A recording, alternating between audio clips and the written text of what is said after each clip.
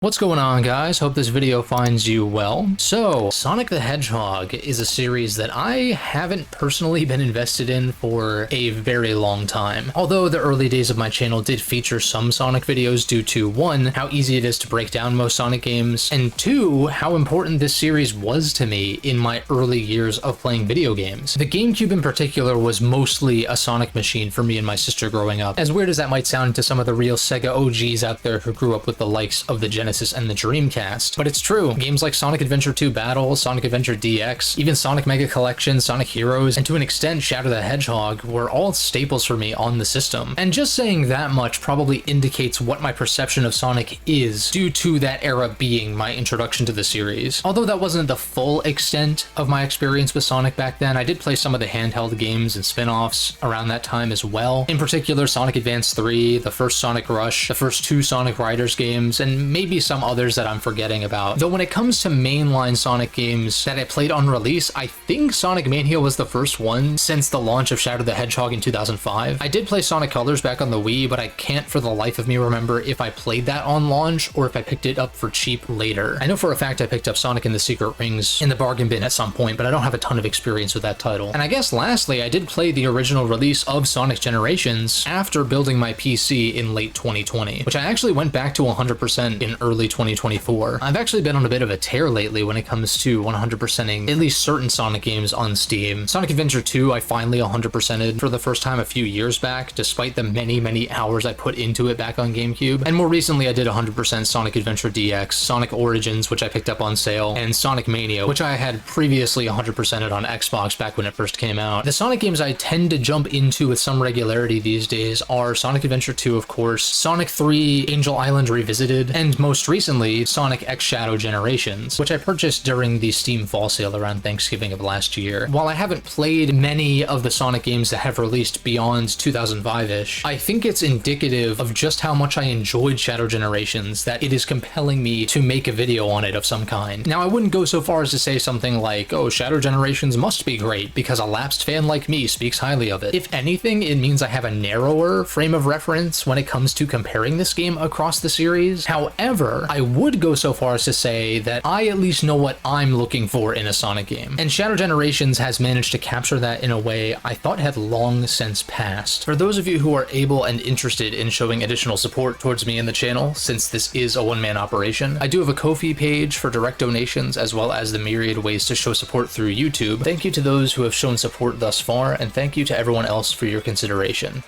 Now, to get into actually talking about Shadow Generations. There will, of course, be some things worth noting, at least in comparison to Sonic Generations, by virtue of, for one, Sonic Generations being the latest 3D Sonic game I've played prior to this, and also the noteworthy similarities between the two. The first thing I need to say up front is that the DLC button that is in the middle of the main menu, if you haven't purchased the DLC, was super distracting. Thankfully, I enjoyed the game enough to throw those few extra bucks to grab said DLC, which in turn had the fortunate side effect of removing that heinous advertisement in the game that I had already purchased. This kind of practice is something that always bothers me. It's pretty few and far between as far as the games I play, but even so, I think that the way it's handled here is in pretty poor taste. Beyond that is pretty much as good as I think a Sonic game really needs to look, though of course art style and direction may be subject to change just depending, but I was honestly quite impressed with the look of the environments and character models. I will say that the side mouth thing that they've been doing since like the 2010s era, I want to say, is something that has rubbed me the wrong way. In particular, when you see like these Unreal Engine recreations of cutscenes from like Sonic Adventure 2 and stuff, it's great that there's passion there and it's very impressive, but it's very strange to like see the weird little side mouth compared to the way that the mouths looked and moved in actual Sonic Adventure 2. I'm not necessarily saying one is better or worse, it's just a difference that has bothered me in the past but doesn't really here. I think the animation work is pretty damn good considering what they're working with here as far as the character model proportions and all of that. I guess if I had to criticize something about the animation work in Shadow Gens, it's that I'm not the biggest fan of his boost animation, where he's just kind of hovering off the ground. I actually opted to install a mod to change this to basically just a faster version of him skating, which I think looks a lot cooler and more natural. I also enjoy most of the music remixes, and what's also nice is that there is a pretty wide selection of tracks that you can choose for any individual level. And I think the last thing to note is that they actually made Whitespace look good and interesting in this game, despite how bland and boring it is in Sonic Generations.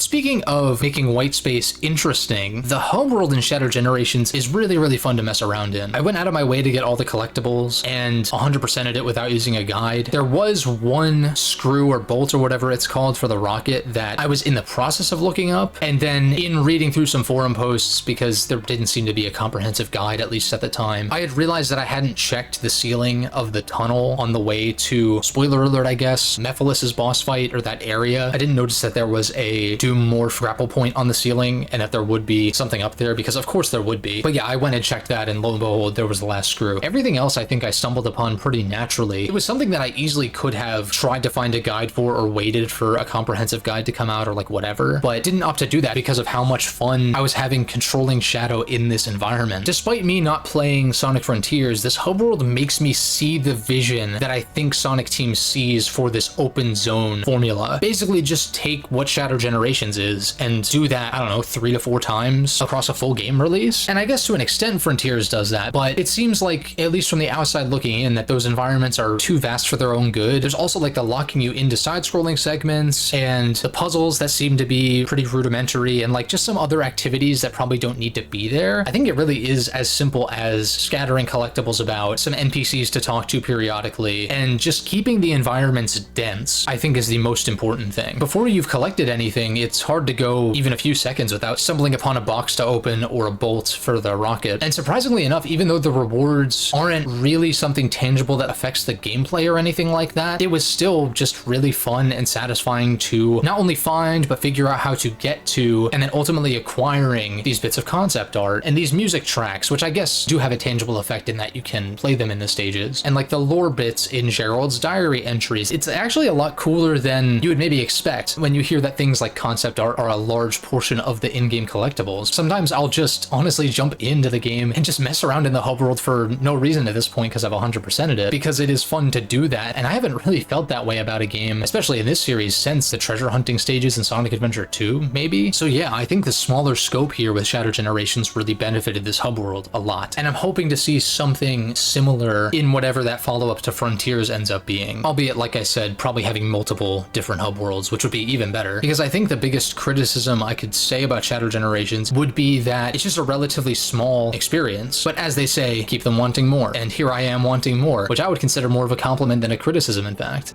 Now, I mentioned how fun it is to control Shadow in this game, so I want to kind of talk about the controls and inputs. I primarily come from the era where Sonic games only demand the use of 1 or 2 inputs, being the classic games and adventure games in particular. It's actually really refreshing playing a Sonic game that has more than 2 inputs. So of course I have played Sonic Generations, but I would say that the moveset here is even more robust. You've got your jump and your homing attack, of course, which are by default mapped to 2 separate buttons, which is a nice little change, primarily because Shadow has a double jump here if you press the jump button twice. And so that prevents you from accidentally proccing a homing attack when you mean to double jump, and allows you to double jump into a homing attack. And I will also say that I do prefer Shadow's double jump over Sonic's air dash, because it feels like when you do an air dash, your forward momentum instantly stops once that animation stops playing, whereas I feel like Shadow's double jump allows you to carry that momentum forward at least somewhat. I have gotten into the habit of usually mapping the jump button to the right trigger in 3D platformers, and this is an idea that I want to say I borrowed from Sonic Adventure 2 speedrunners, because I think that's how most speedrunners play that game, is with the jump / homing attack on the right trigger, and then the spin dash / somersault / bounce bracelet / light speed dash, etc. on the left trigger. In this game's case, though, I've opted to map the homing attack to the right trigger specifically, and keeping the jump on A. I will say that there are a lot of inputs in this game that I think feel most comfortable on shoulder buttons, so that way you're able to keep your right thumb on the stick. Not that you need camera control terribly often in a game like this, because usually the game does it for you as you're going down these high-speed, primarily linear levels. So it's not like the biggest deal to have some of these inputs on a face button. I guess without rambling too much about this, the way that I have my controller map beyond this is boost on the left trigger, which I know sounds weird because it's like, oh, accelerate in a racing game would be on the right trigger, so why the left trigger? Well, primarily because I'm used to the spin dash being there in the adventure games, and so the boost is kind of like the equivalent to the spin dash in that it's just, you know, a way to build speed. The boost is something that I'm like a little bit torn on, because in most cases you're going to want to just hold that down, so it's almost like, well, wouldn't you rather just build up speed speed without the boost instead of having this button that almost feels like an obligation to hold down pretty much at all times. It's also kind of a skill thing, I guess, where less skilled players will be punished by using the boost too much, or in spaces where you do want to slow down and pay attention to how you're maneuvering, whereas more experienced players can get the most out of it. But it's still one of those things I'm kind of 50-50 on. I'm not totally anti-boost, but I also wouldn't be offended if the boost, at least in its current iteration, gets done away with at some point. It is a little awkward holding down the boost on one of the triggers, be it left or right, and then quick stepping with the bumpers. I know you can, at least on rails, use the left stick. And I guess speaking of rails, I do miss the days where rail grinding was more dynamic, like you could actually build up speed naturally, and things didn't feel so automated. Of course, rail grinding in the early 3D titles wasn't perfect by any means, but it at least required some finesse. Like, I don't hate the rail grinding segments or anything like that, but it isn't particularly dynamic besides simply dodging obstacles as you approach them, or as they approach you in some cases, but that's not really much of a difference. Also, you have Chaos Spear, which is used to neutralize enemies that have spikes on them so you can't homing attack into them immediately, and also to activate certain switches that'll open doors or activate springs or whatnot. And that's another input that I feel would be most natural on a shoulder button, but I just mapped it to X on my Xbox controller, which I'm used to being kind of a primary attacking button. In this case, at least, I'm able to transition from jump on A to Chaos Spear on X pretty seamlessly without issue. And then of course you have the stomp on B, which is great for getting quickly back to the ground in order to build speed back up again with the boost or whatever it might be. Of course, I didn't even mention Chaos Control also, which I've moved around a bunch, but I've settled on putting it on the top face button, which on my controller is the Y button. So that way it's out of the way enough to where I won't accidentally hit it, but it's close by enough to where I can activate it pretty much without hassle. And I guess the last thing to mention as far as the moveset is concerned is you also have the Doom powers. I know the Doom Spear is something. I'm a little unclear as to what the difference is between that and the regular Chaos Spear. There's Doom Surf, which I would say is a little weird that you can't boost during it. That does eliminate, of course, the issue I was saying with boosting while sidestepping, though. I do like how sidestepping with Doom Surf allows you to break certain obstacles, and in certain boss fights, you know, allows you to knock things back at them, and just allows you to traverse water without having to worry about drowning or anything. I would say it's probably not as cool as running fast enough to just simply run on water, but it works. Although I will say in certain cases you get this really slow dismount animation that can get annoying. Doom Morph is something that took a bit of coming to grips with. I do like it now. Sometimes I forget that you have a dash move while you're in that form, although it's not something you hold down, it's something that you would press repeatedly. But yeah, the way that you can either swing from something, or when you release the homing attack button when in that form, you'll zip up to and past the point that you're latched to. So that creates some pretty interesting opportunities in certain cases. And then you have the Doom Wings, which are very fun to utilize in the hub world, especially for cleaning things up completion-wise. In the levels, though, not the biggest fan. Thankfully, you can play the levels either with Doom Wings as an option or without. I'm really glad that they did this. There's two different metrics for your time and rank in each level, being with Doom Wings or without. And I primarily play without, although there are a few levels that have routes that highly benefit from using Doom Wings. It's nice to be able to play some of these levels that utilize the Doom Wings without them, but it almost feels like I'm missing out because there's just inherently fewer options at your disposal. Although if you're using the Doom Wings, you would obviously just take the Doom Wing path specifically, whereas when you're not, you have to engage with different parts of the level design. I'm not totally sure how to feel about it, but the fact that there is that option to toggle between having it active in a level or having it not is great. Speaking of which, the way that the controls and various abilities at Shadow's disposal are leveraged in the level design is pretty great for the most part. I guess I had already started digging into this with my discussion on the Doom Wings, but with any of the other Doom powers, I think it allows for a wider variety. Like you have the surfing segments in Kingdom Valley, you've got the Doom Morph segments in Chaos Island, which is one of my favorite levels, honestly, even though it is a little weird that it is from Frontiers, which is a game Shadow wasn't actually in, apparently, as opposed to having an actual level from Shadow 05. And I guess there's nothing saying that the level design in Chaos Island couldn't have been the same, but just with a Black Comet or Westopolis coat of paint or something. I really enjoy pretty much every level in this. There are definitely some that I will no doubt go back to more than others. In particular, I tend to gravitate towards the Act 1s here, and this is perhaps the greatest and most notable design change that they opted to do in Shadow Gens compared to Sonic Gens, which is making all of the Act 1s fully 3D and relegating 2D segments specifically to Act 2s. While there isn't anything inherently wrong with having, I guess, quote-unquote 2D, but really what I mean is side-scrolling segments in a quote-unquote 3D Sonic game, it is something that has rubbed me and I think a lot of players the wrong way in Sonic Generations, I think in particular, because in that game, the Act 1s are all side-scrolling because you play as classic Sonic. And then the Act 2s, where you play as modern Sonic, you would expect those to be fully 3D. Instead, those levels have a mix of 3D gameplay and side-scrolling gameplay. Again, nothing inherently wrong with side-scrolling. I love side-scrollers. I will say that I don't think the side-scrolling segments in Sonic Generations feel that great in comparison comparison to a lot of other side-scrollers, but I wouldn't call them bad at the same time. It's just kind of like a weird disconnect from how I view Sonic games, and I guess I grew up in the era where Sonic games were fully 3D. There wasn't really much side-scrolling going on in the series, as far as like the core, you know, main console Sonic game releases. So in some sense, it kind of makes sense to integrate that in, at least when there was a lack of that. But for me, at least, if I'm going to play a side-scroller, I'd rather just play a side-scroller instead of having side-scrolling segments somewhat arbitrarily integrated into a game that I'm playing for 3D action platforming. And so I think Shadow Generations handles this pretty wonderfully with keeping those Act 1s exclusively 3D. And even the final stage, Radical Highway, both acts are fully in 3D. And so I feel like we're getting closer and closer to Sonic Team being able to just make a fully 3D Sonic game again. But even if that ends up not being the case, I think just relegating the side-scrolling to their own levels is like the perfect way to handle it, because then I don't have to make any caveats or exceptions to wanting to play any given act, really. And I enjoy the side-scrolling levels in Shadow Gens. I feel like Shadow just feels better to control in those circumstances. And I guess as far as the level design itself, not just because of the lack of side-scrolling in the 3D levels, but just kind of in general, this is pretty much as close to the type of 3D Sonic level design that I could really ask for. In fact, as much as I love Sonic Adventure 2, I'm kind of the mind that I might even prefer at least some of the levels in Shadow Generations to the selection of the speed stages in SA2. And it's easy to compare, especially with Radical Highway. Like, I love the original Radical Highway, of course. Granted, Radical Highway in SA2 is Shadow's first stage, whereas it's his last stage in Shadow Gen, so it makes sense there'd be a discrepancy there as far as complexity, but it's just much more dynamic. There's a lot more variety. It has me, perhaps naively, putting faith in Sonic Team that they could one day do full-on remakes of the Sonic Adventure games and do them justice. And my main concern with that previously was the level design aspects. Again, given that I might actually prefer playing through at least, you know, the 3D levels that are present in Shadow Gens to many of the levels in SA2, as near and dear as that game is to me. If this is what I can expect, whether it be from a remake or just from a new title or like whatever, then hell yeah, I'm all for it. Of course, it does remain to be seen if this will continue to be the case, given Sonic Team's track record of doubling back on good design decisions randomly, or just like changing things that don't necessarily need to be changed, or in some cases keeping things that maybe don't need to be kept. And the boss selection was also great, like getting to fight the Biolizard and Metal Overlord and stuff like that is awesome. I like how proactive you can be in certain cases, but I think they all feel like they could use another phase. Although there are hard variants that I haven't done yet, so maybe I should hold my tongue until I've actually done those. I guess the one thing that I haven't mentioned thus far is the story. To me, this is kind of the icing on the cake for this package, because there's a sentiment that's like, oh, Sonic games don't need grand or in-depth stories or anything like that, and I do agree with that to an extent, but if you're going to tell a story, I would definitely prefer it to be good. And I would say that the story in Shadow Gens is good. I would maybe even go so far as to say it's pretty damn great. It hit the right emotional beats and nostalgic beats even for someone like myself who grew up with the era that this game is, for lack of a better term, pandering to. I do feel like it's more than pandering, because a lot of the game design elements here are just genuinely good, separated from any nostalgia or references or whatever. By the end of this game's story, it puts Shadow in a position where he is truly ready to move forward. I know we were kind of at that point already at the end of Shadow 05, but given the lack of focus that Shadow's had as a character since, I guess, Sonic 06, really, I think it's nice to see Shadow having to grapple with interacting with Gerald and Maria directly for the first time since Maria was killed on the Ark. And you can see the struggle that he goes through, but Maria is able to kind of reel him back in from a path of rage and destruction. I was not like off-put by the presence of Black Doom like I was when he was first introduced in Shadow 05. I always thought that that game was kind of strange, and even though that was a game that came out when I was still excited and looking forward to new Sonic releases, and even though I did play the shit out of Shadow 05 at least to a certain extent, it's not one that even back then when I was like 9 or 10 or whatever that really like stuck with me, or that I have come back to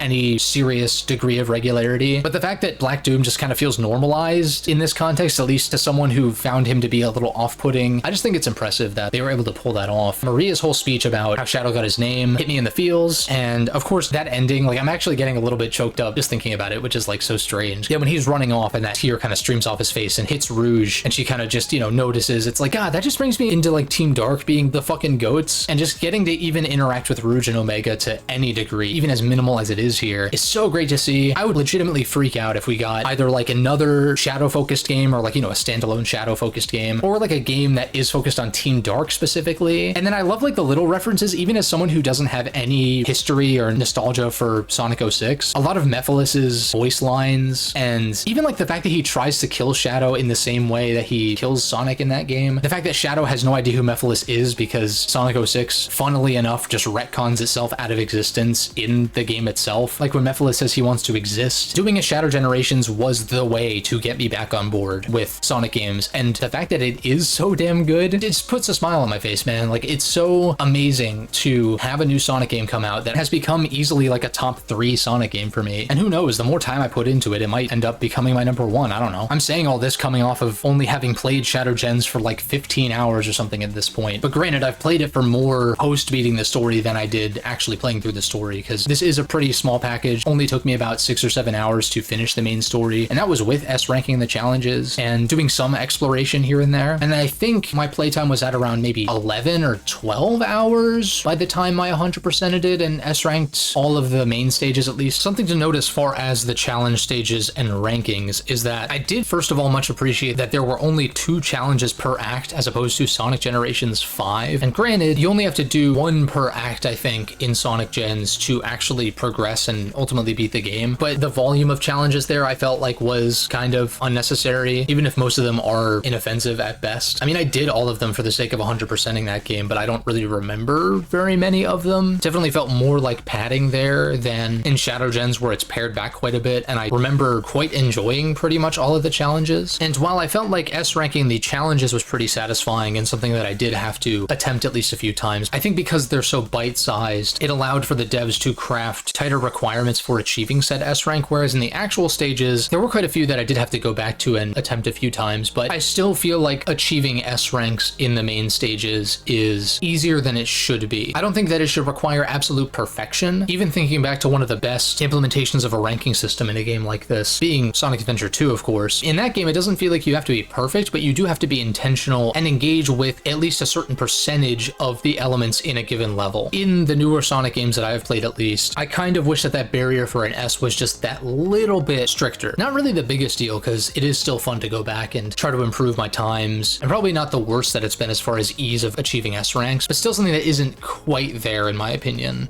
I just really do want to applaud Sonic Team for putting out such a great product, and it's not even like a full product, it's a part of a greater product, and you get a remaster of Sonic Generations, which, while I have my issues with it, it's still a fun time. I just think Shadow Generations is even better in a lot of regards. If this is the trajectory that Sonic Team is on as far as the level of quality from their games, I will be keeping a much closer eye on their upcoming projects, because if they can keep cooking like this, I may very well be back on board with this series to a more serious capacity than I have for damn near 20 years at this point. I think that's pretty much all there is to say about Shadow Generations, but I want to hear from you guys. Are there any points that I either mentioned or didn't that you want to talk about in the comments? Go ahead and let me know down below, and I'll be happy to respond to the best of my ability. I, of course, do want to thank my channel members and shout out Space Cowboy EXE at the Super Shadow Operative tier. Don't forget to leave a like and subscribe, of course, if you enjoyed, and I will catch you guys in the next video.